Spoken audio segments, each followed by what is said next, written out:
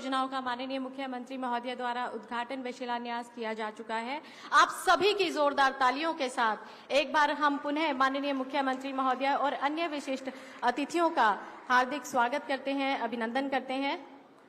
आप सभी की श्रद्धा व सम्मान भरी तालियों के साथ अब हम मंच पर आमंत्रित करते हैं आज के हमारे समारोह के माननीय मुख्य अतिथि मुख्यमंत्री हरियाणा सरकार श्री मनोहर लाल जी को, जिनकी सोच व संकल्पों का स्वरूप है आज की विकास परियोजनाएं, जिनका प्रदेशवासियों को आज तोहफा मिला है।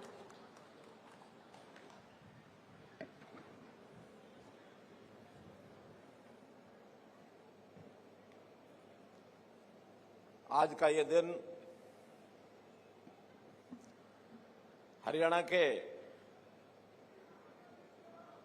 इस सफर का ऐतिहासिक दिन, मंच पर विराजमान हमारे जन स्वास्थ्य यांत्रिकी के हरियाणा सरकार के कैबिनेट मंत्री डॉक्टर बनवारी लाल जी, यहां उपस्थित पूर्व विधायक फिरोजपुर जिरका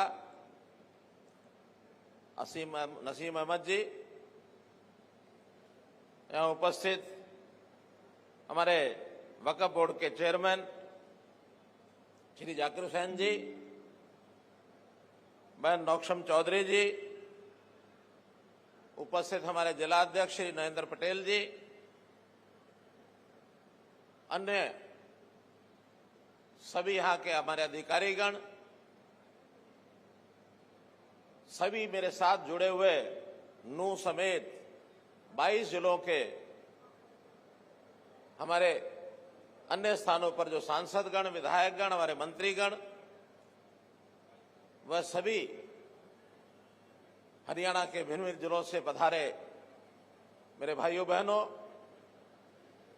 जैसा हमने अभी सुना है, देखा है कि एक बड़ा विकास को गति देने वाला उद्घाटन और शिलान्यास का ये कार्यक्रम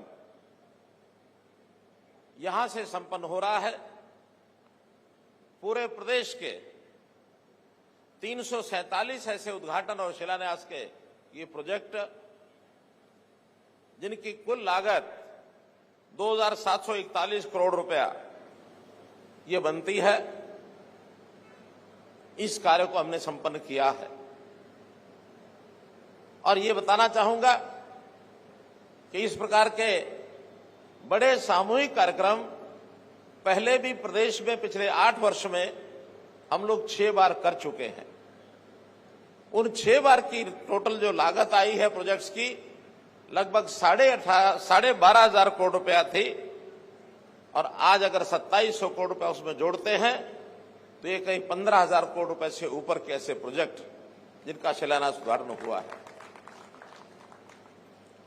मित्रों, कोविड के समय एक ऐसा माहौल बना था कि विकास के काम तो उस समय भी हो रहे थे, लेकिन शायद प्रत्यक्ष सबको एक स्थान पर बुलाकर उद्घाटन शिलान्यास के कार्यक्रम करना उस समय संभव नहीं था। तो ये सामूहिक ऑनलाइन कार्यक्रम करने शुरू किए थे, और आज मैं समझता हूं कि इसका अपना एक उपयोग है। अगर ये 347 स्थानों के अलग अलग स्थानों पर जाकर उद्घाटन शिलान्यास करते तो बहुत से लोगों का समय भी लगता, पैसा भी खर्च होता। तो आज के समय में जिसको कहना चाहिए एक ई गवर्नेंस का एक बड़ा उदाहरण ये अपने को मिलता है कि पूरे प्रदेश का सैकड़ों प्रोजेक्ट्स का उद्घाटन शिलान्यास या एक स्थान पर हमने किया है। भाइयों बहनों, इस अवसर पर मैं पूरी हरियाणा की जनता को अपनी ओर से बहुत बहुत बधाई और शुभकामना देता हूं। नूह का ये जिला ये वास्तव में कहा जाता रहा है पहले एक पिछड़ा जिला है। पिछड़े जिले में जो पिछली सरकारें थी उन्होंने इसको हमेशा पिछड़ा बनाकर रखा, लेकिन हमने आने के बाद जो एक संकल्प लिया था, हरियाणा एक, हरियाणा में एक, हर जिले में समान विकास, जहां कहीं जनता ने हमको समर्थन दिया वहां भी और जहां कहीं कोई कसर रह गई 2014 अथवा 2019 में, हमने विकास की गति को वहां भी कम नहीं किया। और आज ये इसका उदाहरण प्रत्यक्ष आप लोग देख रहे हैं कि जो विकास की गाड़ी पूरी की पूरी यहां ला करके और यहीं से अलग अलग दिशाओं में विकास की जो तारें हैं वो जोड़ दी गई हैं। यहां का एक बड़ा प्रोजेक्ट रेनीवेल का जो प्रोजेक्ट है, जिसका सीधा सीधा लाभ फिरोजपुर झिरका के एरिया को ये होने वाला है, ये अपने आप में इस इलाके का जो विकास, जहां बिजली नहीं थी, जहां पानी नहीं था, जहां सिंचाई के लिए पानी नहीं है, जहां सड़कों की बुरी हालत, लेकिन उन्हीं स्थानों के ऊपर पानी की कोई कमी नहीं रहेगी। ये जो इलाका जब कभी रोजे रखता था, और रोजे के समय में दिन भर तो हम पानी नहीं पीते हैं, लेकिन सायंकाल के समय जब रोजा तोड़ते हैं तो हमको पानी की आवश्यकता होती है, मोल ला करके पानी पीना पड़ता है। अब मित्रों, आपको मोल ला करके पानी नहीं पीना पड़ेगा, आपको रेनीवेल का पानी का ये उपयोग होगा। भाई बहनों, पूरे प्रदेश में हमने ये जो विकास की एक गति प्रदान की है। डबल इंजन की हमारी सरकार, केंद्र में नरेंद्र मोदी जी भरपूर विकास का काम सारे देश में कर रहे हैं। हमारे क्षेत्र को भी उन्होंने पीछे नहीं रखा है। जब समय था, देश भर के पिछड़े जिलों को पहचान की गई, 110 जिले पहचान की गई, उसमें एक जिला हमारा नूंह जिला भी पिछड़े जिलों में माना जाने लगा। लेकिन अब इतने विकास के काम हुए हैं, अब हम किसी भी कारण से इस जिले को पिछड़ा जिला नहीं कह सकते हैं। सड़कों का जाल बिछा है। दिल्ली मुंबई कॉरिडोर नूंह जिले को बीचों बीच चीरते हुए, और कितने लंबे जो इसकी हमको लाभ हुआ है इस सड़क का। अब इसके आते ही इस इलाके में उद्योग, इस इलाके में जिनको इन्वेस्टमेंट करना है, निवेश करना है, वो यहाँ आने वाले हैं, और यहाँ के नौजवानों को ये रोजगार भी मिलने वाला है। तो मैं तो यही कहूंगा कि पिछली सरकारों के समय जो कुछ होता था और आज जो होता है, इसका फर्क ये साफ है।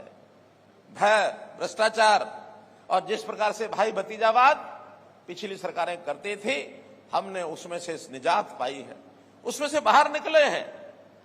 कैसे दबंग लोग और आम जो गरीब आदमी है उसको किस प्रकार से बाजू मरोड़ करके काम करवाता था और किस प्रकार से अधिकारों का हनन होता था। मैं विश्वास दिलाता हूं कि अब किसी गरीब आदमी के ऊपर किसी भी आदमी का अन्याय सहन नहीं होगा। सबको न्याय मिलेगा, सबको अपना अधिकार मिलेगा, आपके अधिकार सबके सुरक्षित रहेंगे। मेरे मित्रों, मैं आपको विश्वास दिलाता हूं कि हमने बहुत तरीके से अपने कामों को आगे बढ़ाना शुरू किया है। 6S कह करके मैं काम करता हूं, बताता हूं कि शिक्षा में भरपूर हम काम कर रहे हैं, स्वास्थ्य के लिए भरपूर काम कर रहे हैं। हमारी स्वास्थ्य की सेवाएं दिन प्रतिदिन उत्तरोत्तर बढ़ती जा रही हैं। हम सुरक्षा का ये भी प्रबंध करते हैं। आज सुरक्षा के नाते मैं कह सकता हूं कि हरियाणा में पूरा प्रदेश, कहीं लॉ एंड ऑर्डर की स्थिति खराब नहीं है। हर व्यक्ति अपने आप को सुरक्षित समझता है, और उसका एक जो मोटा जीता जागता उदाहरण है, दुनिया के लोग, देश के लोग आज पैसे वाले जो निवेश करने के लिए आगे बढ़ते हैं, तो वो लोग हरियाणा की तरफ देखते हैं। उनका सबसे ज्यादा पसंदीदा जो अगर स्थान, शहर या कोई प्रदेश बना है तो हरियाणा, और हरियाणा में भी खास करके ये जो अपना एरिया है, चाहे उसमें नूंह जिला है, गुरुग्राम जिला है, फरीदाबाद जिला है, झज्जर है, रेवाड़ी है, फिर हमारा चाहे सोनीपत है, पानीपत है, ये दिल्ली के आसपास 7-8 जिले, ये उनके पसंदीदा एक प्रकार से स्थान बने हैं।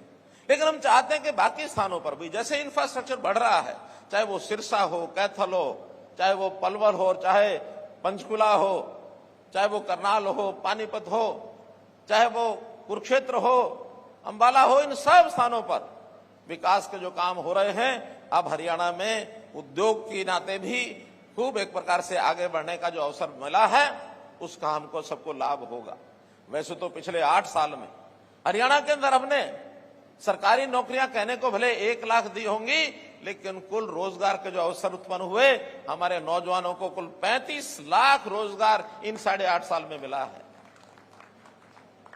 ये जो जिस प्रकार का भ्रामक प्रचार एम्प्लॉयमेंट को लेकर के हमारे कांग्रेस के मित्र करते हैं, एक मैगजीन को इन्होंने थोड़ा इशारा कर रखा कि भाई इतने % दिखा दो, इतने दिखा दो, और हरियाणा में 35%, 40% यहां तक बेरोजगारी दिखाते हैं। जबकि वास्तविकता यह है कि 6 से 7% बेरोजगारी को मानते हैं, और किसी भी विकासशील प्रदेश में, विकसित प्रदेश में इतनी बेरोजगारी स्वाभाविक है। बहुत लोग नए आते हैं, बहुत लोगों को रोजगार मिलता है। अब नए आखिर आने वाले लोगों को रोजगार की तलाश रहती है। कुछ लोग एक रोजगार अपना छोड़ करके दूसरे रोजगार में जाते हैं। तो ये जो बीच का जो एक, जिसको कहना चाहिए बीच का एक फेज होता है, इस समय में इस बेरोजगारी को हम बेरोजगारी नहीं कहते हैं, हम इसको आगे बढ़ा रहे हैं। हमने 3C पर काम करना शुरू किया, जो कांग्रेस ने 3C को फैला रखा था, जिसमें crime, corruption, caste based politics, अर्थात कानून व्यवस्था में हमने सुधार किया। हमने भ्रष्टाचार के ऊपर नकेल कसी, और ये जातिवादी राजनीति करने वाले लोग जातियों में बांट करके हमको आगे बढ़ते थे। हमने हरियाणा एक, हरियाणा में एक कह करके उस जातिगत पॉलिटिक्स को भी समाप्त करने का काम किया है। और जिनके मन में अभी भी कुछ बातें रहती हैं, मैं आज भी अपील करता हूं, इससे भला होने वाला नहीं है। हमारा भला तो विकास का काम कौन कितना करता है, सोच किसकी कितनी ज्यादा है, जनता की भलाई में कौन काम करता है, ये सोच विचार करके हमको आगे बढ़ना चाहिए। तो इस नाते से हम लोगों को सुविधाएं घर बैठे मिले, इसके लिए हमने बहुत से पोर्टल बनाए। और बल्कि मजाक में कुछ लोगों ने हमको कहा ये पोर्टल की सरकार है। हमने स्वीकार किया कि ये पोर्टल की सरकार है। अगर हमारी ये 100 से ज्यादा ऐप और पोर्टल नहीं बनते तो हम घर बैठे बेटियों की शादी में जो 71,000 रुपए देने की बात कही वो पहुंचा नहीं सकते थे। हम विद्यार्थियों के खातों में सीधा स्कॉलरशिप का पैसा भेज नहीं सकते थे। ये इसी कारण से संभव हुआ है। 60 साल का बुजुर्ग होने के बाद ऑटोमेटिक पेंशन बन जाएगी, इसी कारण से संभव हुआ है। और 12.5 लाख हरियाणा के लोगों को नए राशन कार्ड एक क्लिक से बन जाएंगे, ये इसी कारण से संभव हुआ है। बहुत ऐसे काम इस ऐप्स और पोर्टल से ही सिद्ध हुए हैं, क्योंकि हमने हर परिवार की पहचान बनानी शुरू की है कि हर परिवार, उसका एक फैमिली आईडी होगा, उसकी पहचान उसके परिवार के सदस्य कितने हैं, उनकी आमदन कितनी है, कौन आदमी रोजगार कर रहे हैं, कौन बेरोजगार हैं, कितने बुजुर्ग हैं, कितने बच्चे पढ़ाई कर रहे हैं, ये सारी जानकारियां हमको फैमिली आईडी से मिलती हैं। और इस फैमिली आईडी से जानकारी के माध्यम से हम योजनाएं बनाते हैं। योजनाएं बना के जो वो गरीब आदमी सरकारी खिड़की पर पहुंचकर योजना का लाभ नहीं उठा सकता, उसको घर बैठे उसकी योजना का लाभ मिलता है। मित्रों, ये जो पोर्टल की सरकार की बात कह रहे हैं, एक दिन ऐसा जरूर आएगा जब जनता अब समझ रही है, जनता इनको दुत्कार देगी कि ये पोर्टल की सरकार ने ही हमारे जीवन को सुखी कर दिया है, हमारे जीवन को सुखी किया है। तो इसलिए मित्रों, भाइयों बहनों, इन बातों को हमने ध्यान रखना है। हमने जैसा कहा, हरियाणा एकमात्र प्रदेश ऐसा जो वृद्धावस्था पेंशन सबसे ज्यादा आज भी देता है, 2750 रुपए मासिक। और मैंने घोषणा की है बहुत जल्दी इसको हम 3000 रुपया करने वाले हैं। हमने जो है परिवार में जो आदमी अस्वस्थ हो जाए, इलाज की जरूरत पड़ जाए, प्रधानमंत्री जी ने आयुष्मान भारत की योजना चला करके 5 लाख रुपए का बीमा हर एक का ये सुनिश्चित किया कि उसको इलाज नहीं कराना, उसको इलाज करा करके खर्च नहीं करना पड़ेगा।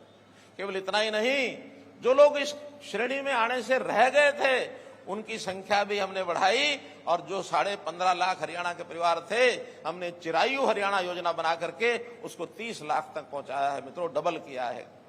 तो इन सारी योजनाओं को लेकर के हम लोग आगे बढ़ रहे हैं। रोजगार के नाते भी जो गरीब परिवार हैं, उनके किसी न किसी एक सदस्य को बुलाकर कैंप लगाकर हम उनकी ट्रेनिंग भी कराते हैं। उसको किस प्रकार का रोजगार करना है, उसको बैंक से लोन चाहिए तो लोन भी लेके देते हैं, या इस किसी प्रकार के काम में जिसकी आमदन बढ़ जाए, ऐसे काम कराने के लिए उसको पशु बांधना है तो लोन ले सकता है, उसको दुकान करनी है तो लोन ले सकता है। ऐसे सब कामों के लिए उसकी सहायता करते हैं। और आज हमारा टारगेट है कि बहुत जल्दी ऐसे 1 लाख परिवार ऐसे हम छूने जा रहे हैं कि उनकी आमदन अगर 1 लाख रुपया साल से कम है, उसको कैसे हम 1,80,000 के श्रेणी में लेकर जाए।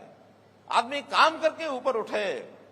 ये जो मुफ्त लेने की आदत कुछ राजनीतिक नेताओं को लग गई है कि तुम ये मुफ्त ले लो, तुम ये मुफ्त ले लो, हमारा लक्ष्य होना चाहिए लोगों को रोजगार दें। अपना कमा करके खाएगा, अपने घर का परिवार का गुजारा करेगा, स्वाभिमानी बनेगा। सिर ऊंचा, माथा ऊंचा, सीना चौड़ा करके जीने में जो मजा है वो मांग करके मुफ्त का लेकर के जीने में मजा नहीं है। तो मित्रों, भाइयों बहनों, कहने के लिए मेरे पास बहुत कुछ है। बेटी बचाओ बेटी पढ़ाओ हमने देखा, जिसका असर हमको इस जिले में भी दिखा है, बाकी जिलों में भी दिखा है। जब ये योजना बेटी बचाओ बेटी पढ़ाओ प्रधानमंत्री जी ने लॉन्च की थी 2015 में, उस समय हमारे हरियाणा की ये जो रेशो थी लगभग 850 थी, और आज यही बढ़कर के 923 हो गई है मित्रों। 923, 1000 लड़कियों के पीछे यानी 2000 बच्चों के पीछे हमने 73 बच्चों की जान बचाई है। अर्थात लड़कियों की जो जान गर्भ में चली जाती थी वो जान को बचाने का काम भी आपके द्वारा इस सरकार के यानी इस सरकार के माध्यम से आपको पहुंचाया गया है। आज एक बहुत बड़ा एक बेटियों को बचाने का काम यह हुआ है। किसान हैं, उनकी भी फसल का ब्यौरा। अभी तक तो हम ये करते थे, उनको कहते थे तो जो बाजार में बिकती थी फसल उसका रजिस्ट्रेशन करवाते थे ताकि मंडी में उसकी बिक्री ठीक हो जाए, कल को कोई खराबा हो तो उसका मुआवजा उसको ठीक मिल जाए। लेकिन इसमें कुछ गड़बड़े हमको ध्यान में आई।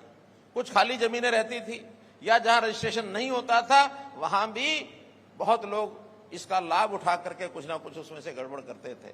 नहीं तो पास पड़ोस के प्रदेश, इधर राजस्थान उधर पंजाब, वहां के लोग भी फसल ला करके हमारे यहां बेचना शुरू कर दिया था, केवल उन खाली जमीनों पर रजिस्टर करके। इस बार हमने ये तय किया है, किसानों को अपील की है कि आप हर एकड़ का रजिस्ट्रेशन कराएं 31 जुलाई तक। अभी चूंकि वर्षा हुई है, कुछ इलाकों में बाढ़ आई है, हो सकता है इसके कुछ दिन हम बढ़ा देंगे, वरना तय यही किया है कि 31 जुलाई तक किसान को कहा कि अपनी प्रत्येक एकड़ की जमीन वहां रजिस्टर करके क्या बोया है, चाहे वो फसल बेचनी है या नहीं बेचनी है, लेकिन रजिस्ट्रेशन सबका कराएं। खाली जमीन है उसका भी रजिस्ट्रेशन कराएं, और हर किसान को इसके बदले में अगर इस संकल्प को पूरा करता है, रजिस्ट्रेशन पूरा कराता है, तो उसके खाते में 100 रुपया इनाम के तौर पर भेजा जाएगा। चाहे राशि 100 रुपया है, लेकिन एक इनाम मिलेगा, और न केवल 100 रुपया बल्कि प्रदेश भर में हमने कुछ बड़े इनाम भी सोचे हैं। उसकी लॉटरी से, उसके कंपटीशन में कहीं किसी को ट्रैक्टर, किसी को मोटरसाइकिल, किसी को मोबाइल, ये भी देने वाले हैं। लेकिन किसान अपनी जमीन का ब्यौरा 31 जुलाई तक इस सीजन में, और ऐसे ही 31 जनवरी तक अगला जो सीजन आता है रबी का, उसमें भी जाकर के रजिस्ट्रेशन करे। साल में 2 बार इस काम को किसानों ने पूरा करना है। इस काम को भी हम सब लोग करें। जहां तक मुआवजे की बात है, हरियाणा में मुआवजा पिछले 8.5 साल में हमने, सरकार ने जो पिछली 10 साल की सरकार या उससे पहले भी जब से हरियाणा बना है तब से भी हिसाब लगाएंगे तो सबसे ज्यादा मुआवजा इस 8.5 साल में बांटा है मित्रों। 8.5 साल में इसकी बहुत कहानी हमको ध्यान में है। 2-2 रुपए 4-4 रुपए के चेक हमको ध्यान में है। जहां तक बिजली की बात है, पूरे हरियाणा में लगभग 5600 गांव में और 24 घंटे बिजली ये देने का हमने काम किया है। बहुत सरकारें आई, नारे दिए, लेकिन कोई भी एक 150 गांव से ज्यादा 24 घंटे बिजली नहीं बढ़ा पाया। हमने आप लोगों से सहयोग लिया, बिजली के बिल मांगे, बिजली के मीटर बाहर निकलवाए, अपना इंफ्रास्ट्रक्चर, तारें ठीक की। हमने अपने जो पावर हाउस हैं, जितने भी चीजें उसके अंदर ठीक करने की थी, बिजली विभाग ने भी पूरा सहयोग किया, और आज 5600 गांव के अंदर 24 घंटे बिजली है। मैं आशा करता हूं कि इस साल के अंत तक सभी 6200 गांवों में 24 घंटे बिजली पहुंचे, इसके लिए हम काम कर रहे हैं। किसानों को खेती के लिए तो लोन मिलता है, लेकिन पशुओं के लिए भी उनको लोन मिले, इसलिए अभी हमने साथ में पशु किसान क्रेडिट कार्ड ये भी जारी कराए हैं, ताकि पशु को खरीदने के लिए उसको लोन मिले। और ऐसे पशुओं का बीमा ये हो जाए, इसके लिए पंडित दीनदयाल उपाध्याय पशुधन सुरक्षा बीमा योजना ये हमने शुरू की है।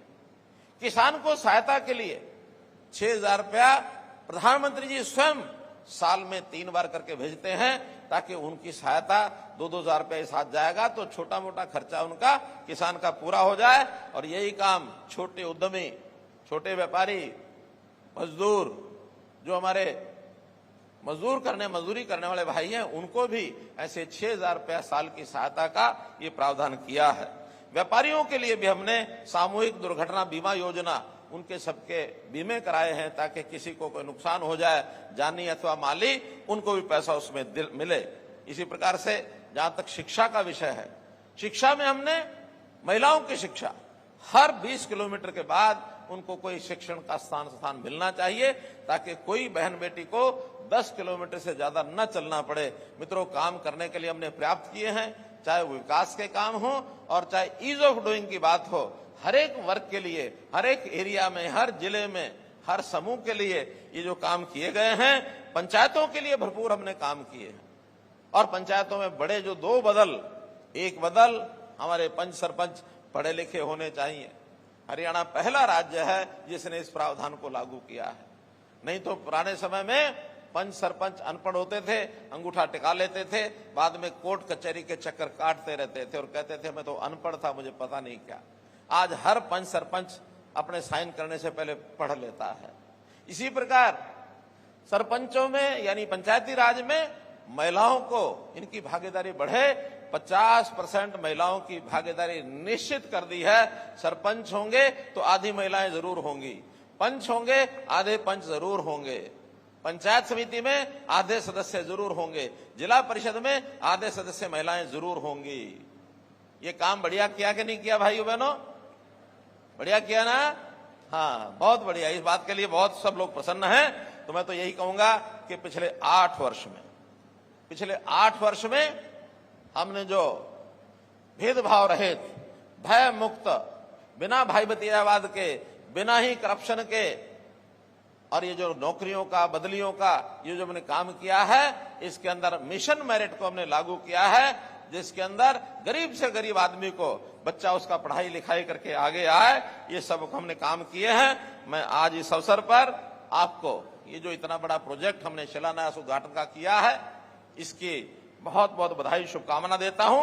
और इसमें खास करके हमारे जो सरकारी विभाग हैं, जिन्होंने बड़े बड़े प्रोजेक्ट आज कराए हैं, चाहे वो इरिगेशन के 144 प्रोजेक्ट हैं 983 करोड़ रुपए के, चाहे इसमें पंचायत डेवलपमेंट के भी 43 प्रोजेक्ट हैं, इसी प्रकार हमारे पब्लिक हेल्थ इंजीनियरिंग के इनके भी 488 करोड़ के प्रोजेक्ट हैं, रेवेन्यू के पीडब्ल्यूडी के 382 करोड़ के 30 प्रोजेक्ट हैं, अर्बन लोकल बॉडीज के 40 प्रोजेक्ट 292 करोड़ रुपए के हैं। तो कुल मिलाकर 347 प्रोजेक्ट, ये 2741 करोड़ के जो शिलान्यास उद्घाटन हुए, इसके लिए इन अधिकारियों को भी, हमारे स्टाफ को भी मैं बहुत आभारी हूं उनका कि उन्होंने समय से ये प्रोजेक्ट पूरे किए हैं। जिनका इनागुरेशन, जिनका शिलान्यास हुआ है, उन कामों को भी शीघ्र से शीघ्र पूरा करें। और जो इसके बाद जितनी डिमांड्स हमारे पास आती हैं, जन संवाद पोर्टल में डाल करके हम विभागों को पहुंचाते हैं, उनको भी एक एक करके सब इसमें उसके ध्यान से उसका काम आगे बढ़ाएं, उसकी फिजिबिलिटी चेक कराएं, एस्टीमेट बनाएं। पैसे की कोई कमी नहीं आने देंगे। पैसा हरियाणा में पर्याप्त है। मित्रों, भाइयों बहनों, आपकी कृपा से जब ये भ्रष्टाचार बंद हुआ है, कम से कम 30-40% काम तो इसी में ज्यादा होने लग गए हैं। आजकल हमारे टेंडर जो पुराने लोग काम करते थे, वो उसको देख करके टेंडर भरते हैं, 28%, 30% कम राशि पर वो प्रोजेक्ट पूरे होते हैं।